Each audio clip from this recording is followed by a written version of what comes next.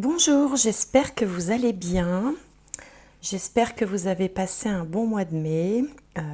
Et donc on se retrouve là pour les guidances du mois de juin.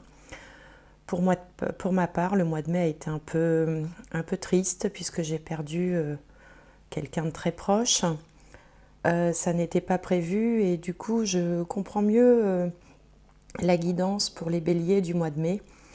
Où en substance il était question d'une période généralement favorable, mais avec un accident, quelque chose qui arrive soudainement, et un chagrin, et je ne m'expliquais pas bien pourquoi. Ben voilà, ainsi va la vie. Je voulais juste vous faire ce petit retour, non pas pour vous raconter ma vie, mais pour vous montrer un petit peu comment les cartes peuvent être interprétées, enfin comment elles se manifestent.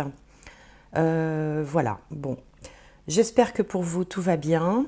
Qu'est-ce que je voulais vous dire? Alors je vais utiliser pour cette guidance les mêmes cartes oracle, hein, la sagesse de l'oracle et puis le Lycir Tarot pour commencer. Ensuite j'utiliserai l'oracle DCK recouvert par le nouvel Étela qui est ici. L'oracle DCK c'est celui-là, alors je ne sais pas si vous voyez la vidéo, voilà, ça c'est l'oracle DCK. Et puis ça, c'est le nouvel Étela. Et puis je ferai un petit tirage complémentaire avec ce jeu que j'ai pas utilisé depuis très longtemps. Je ne sais pas pourquoi, parce qu'il est très sympathique et je sais qu'il y en a certains d'entre vous qui l'aiment bien. C'est le jeu du 77 d'Aliasqué. Voilà, et on terminera ensuite par une petite carte de guidance générale. Bon, bah écoutez, c'est parti. Je vous retrouve tout de suite pour le premier signe.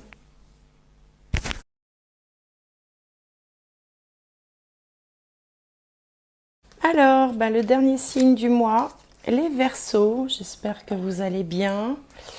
Alors, hop, un petit peu de ménage. On va tirer une première carte de guidance pour vous, pour les Verseaux. Voir un peu quelle histoire va nous être racontée. Et la première qui est tombée, c'est heureux, heureuse. Bon, on va garder celle-là. Elle est bien. Hein, on est dans la légèreté, les ballons, l'allégresse. Heureux, heureuse. Alors ça peut être quelque chose, ça peut être un état, ce que je vous souhaite, hein, ou alors ça peut être quelque chose que vous convoitez, parce que peut-être que vous avez perdu quelque chose qui vous donne le sentiment de ne pas être heureux, ou de voir le bonheur comme quelque chose de passé, ou comme quelque chose plutôt dans l'avenir, et non pas dans le moment présent. Donc on va regarder avec une carte du tarot ce que ça signifie, pour avoir un complément d'information. Hop, la voilà. Et là, on a le 8 de bâton. Le 8 de bâton, c'est la combativité. C'est le trop-plein d'énergie. C'est un petit peu... c'est un petit peu la tornade blanche. Le 8 de bâton, c'est beaucoup d'énergie, beaucoup d'efforts. Le fait d'être sur tous les fronts à la fois, par exemple. C'est parfois le fait de se sentir dépassé parce que les choses avancent trop vite, de se sentir, d'être aussi atteint d'une espèce de frénésie, de quelque chose. On est un petit peu dans le trop, si vous voulez, hein, dans le trop vite, trop loin, trop fort. Parfois, il faut canaliser ce trop plein d'énergie. Alors, on va voir avec l'oracle DCK ce que cela peut signifier plus précisément pour ce qui vous concerne en 5 cartes. Alors,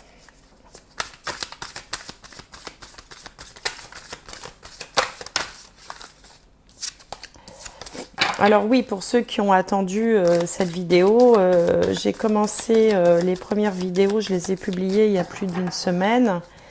Et je ne termine que maintenant parce qu'entre-temps, j'ai été souffrante, j'ai attrapé un virus qui m'a alité. Donc voilà, j'ai préféré attendre d'être plus en forme pour vous faire ces guidances. Alors, pour les Verseaux, hop, pour le mois de juin 2023. Alors, qu'est-ce que ça va nous raconter ? Alors ici, on a le partage, l'échange, le dialogue, la communication. Là, on a le cambrioleur. Ici, on a les peurs, l'automne et la voyance. Voilà, c'est la carte de la voyance. Alors ici, sur vous, on a des discussions, des échanges. Parfois, ça peut être des petites disputes aussi avec les oiseaux. Mais en tout cas, des discussions, de la communication. Il y a quand même... on partage des choses, on dialogue.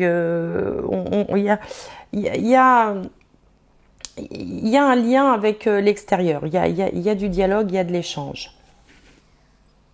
Alors ici, en contre, on a la carte du vol. Comme si vous étiez fait voler quelque chose. Comme si on vous avait dépossédé de quelque chose. Alors ça peut être quelque chose de matériel, bien sûr, mais ça peut être quelque chose aussi d'affectif, de spirituel. Ça peut être... Il y a quelque chose qu'on vous a pris. Et du coup, ça engendre un peu des peurs et des angoisses. Ici, avec cette carte de la personne là, qui est dans son lit et qui a peur, il y a quand même un fond un peu d'angoisse. Le résultat, c'est que il y a quelque chose qui a été perdu. Hein, l'automne, c'est la saison où on récolte. Alors, à la fois, on récolte parce que c'est finalement à la fin de l'été, au début de l'automne, qu'on récolte les fruits, que les champignons sortent. Donc, c'est le moment où on récolte. Hein, c'est pas vraiment l'été où là, c'est la pleine saison, la pleine maturité. C'est à l'automne qu'on récolte les choses. Mais en même temps, l'automne fait se séparer les feuilles des arbres, par exemple. Donc, il y a aussi cette idée de perte et de séparation. Donc là, c'est comme si vous aviez perdu quelque chose, il y a eu un grain de sable dans le rouage, il y a eu un événement qui fait que vous êtes un petit peu dans des angoisses et des peurs.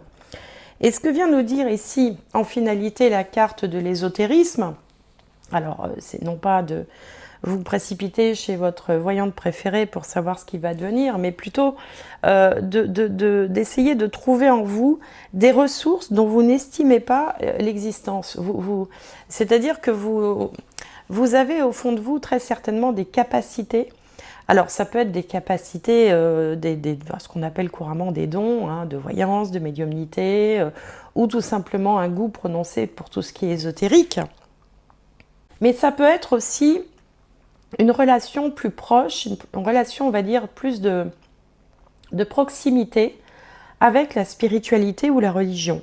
Si vous êtes quelqu'un de religieux, si vous êtes quelqu'un de pratiquant, quelle que soit votre religion d'ailleurs, ça peut faire taire les angoisses, ça peut vous aider, ça peut vous réconforter, ça peut vous aider à passer une période où on vous sent avec le 8 de bâton dans une espèce de frénésie, mais un petit peu comme vous courez partout, un peu comme un poulet sans tête, quoi.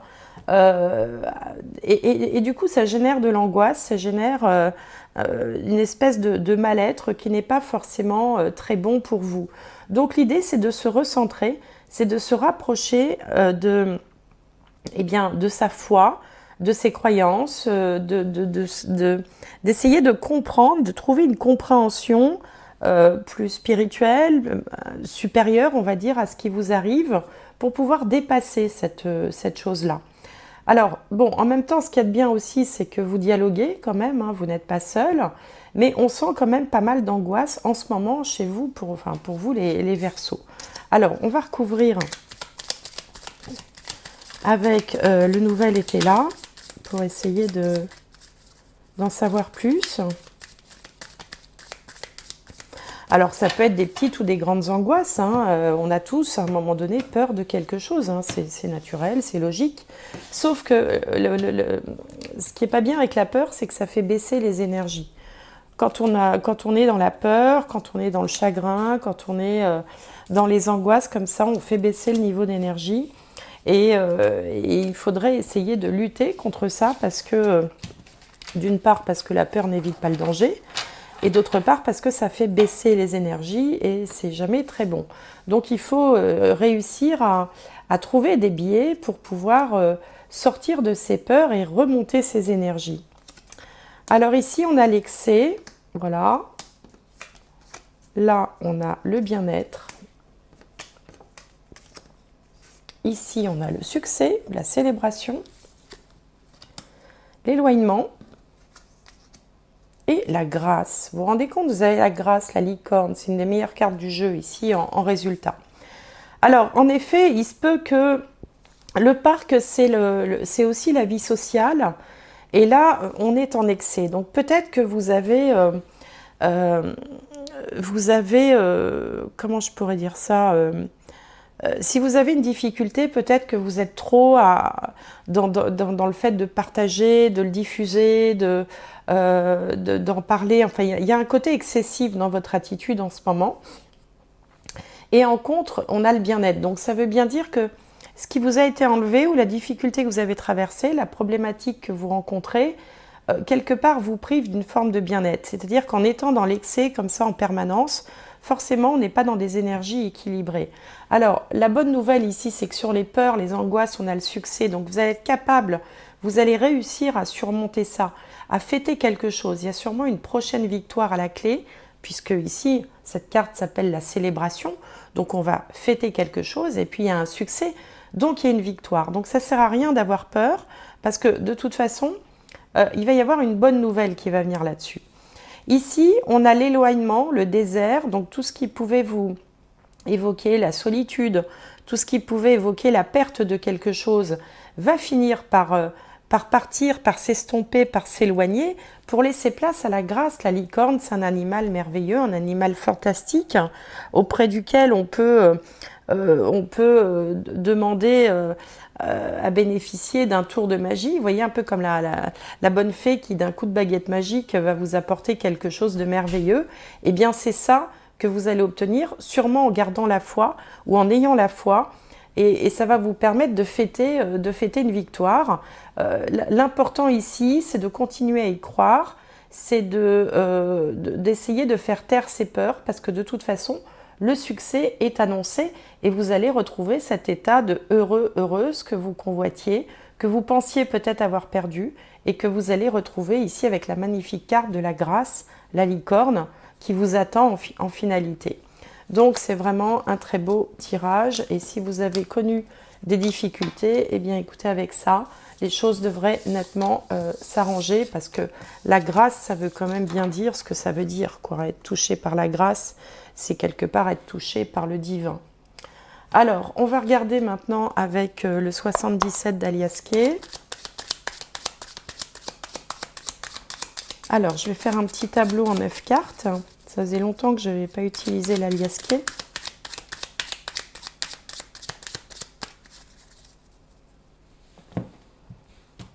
Alors,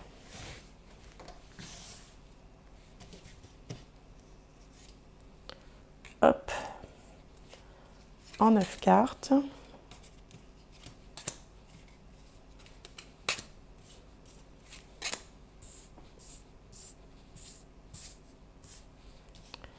Alors, pour les Verseaux, hop, pour le mois de juin. Alors, qu'est-ce qu'on a? Ici, on a l'entreprise, le repos, le bien-être, la victoire, l'automne,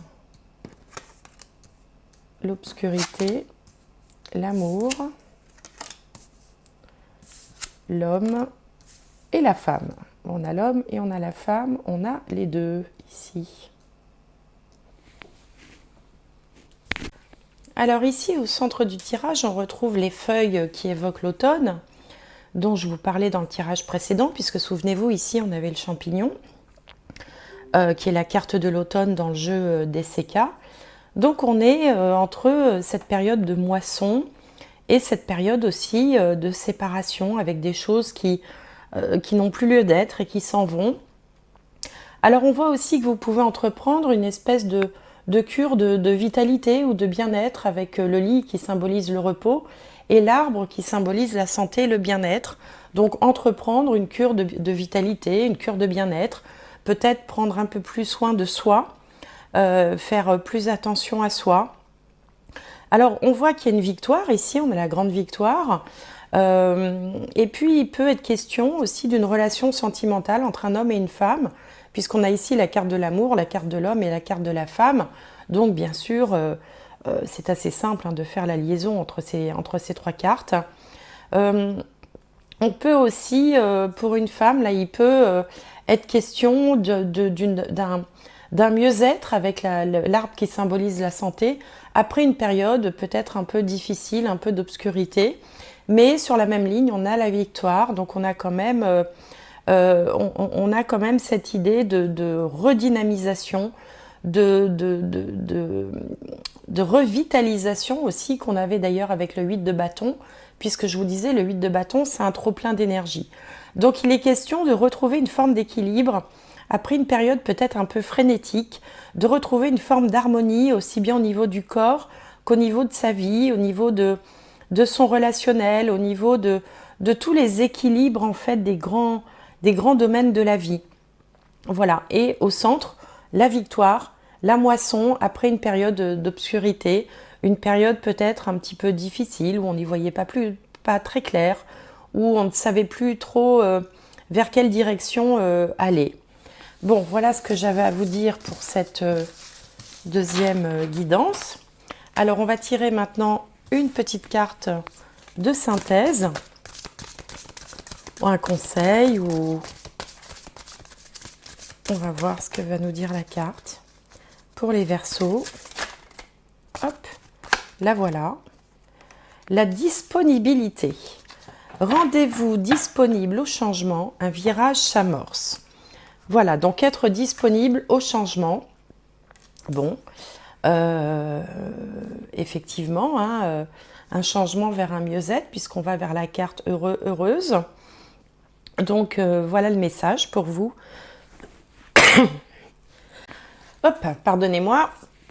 Encore des séquelles du petit virus. En tout cas, je vous souhaite tout plein de bonnes choses pour le mois de juin. J'espère que cette guidance vous aura parlé. J'espère que vous bénéficierez des belles énergies du mois de juin, du soleil. On est encore en période de printemps, donc profitez-en. Et j'espère vous retrouver prochainement.